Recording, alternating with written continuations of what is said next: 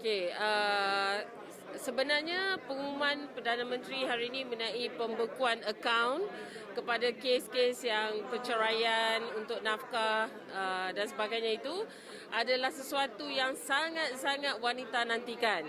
Sebab sebenarnya di luar sana terlalu banyak kes-kes seumpama ini yang mana ramai wanita-wanita yang apabila berpisah, bercerai dan tidak mendapat nafkah yang sepatutnya, yang mana yang menjadi kesan adalah anak-anak yang telah dilahirkan tanpa dosa ini tetapi terpaksa merana disebabkan ibu bapa yang kurang bertanggungjawab.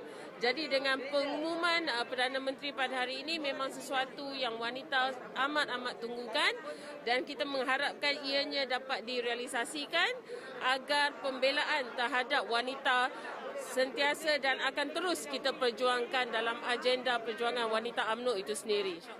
Saya ingin mengucapkan juta terima kasih kepada Yang Amat Berhormat Perdana Menteri yang menjelaskan sebenarnya dia dah telah umumkan pada 8 hari bulan hari itu berkenaan dengan inisiatif yang diberikan kepada wanita.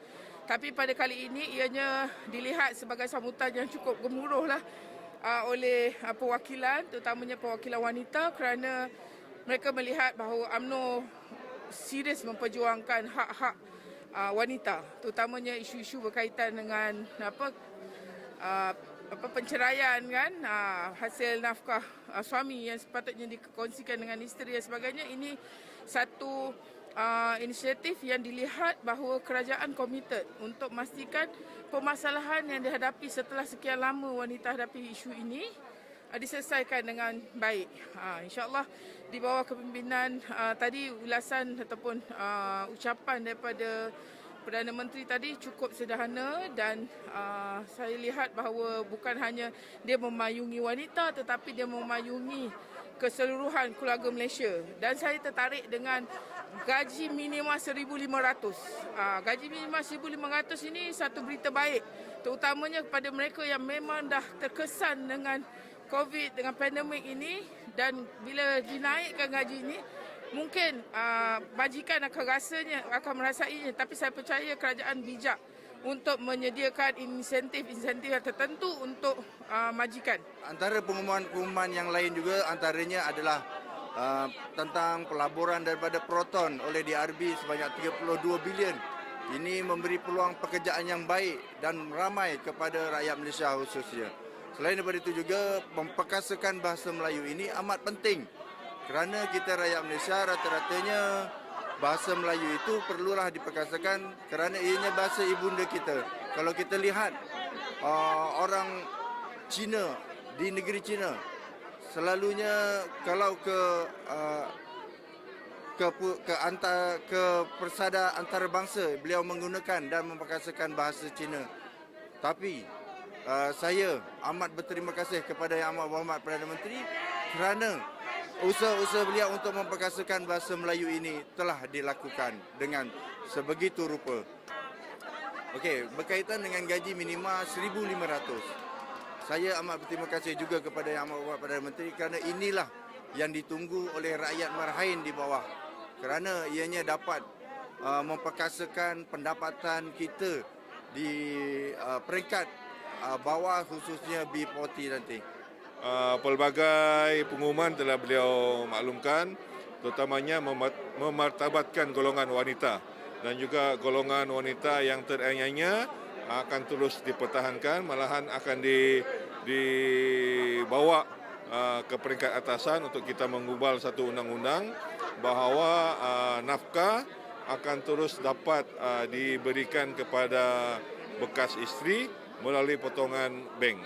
Dan sekiranya pihak suami ingkar, maka akaun akan ditutup. Ini satu jaminan yang cukup baik kerana saya sendiri di kawasan saya banyak perkara-perkara ini berlaku. Begitu juga dengan gaji minimum, keadaan sara hidup yang semakin tinggi, 1,500 itu memungkinkan untuk kita akan dapat memenuhi keperluan keluarga kita.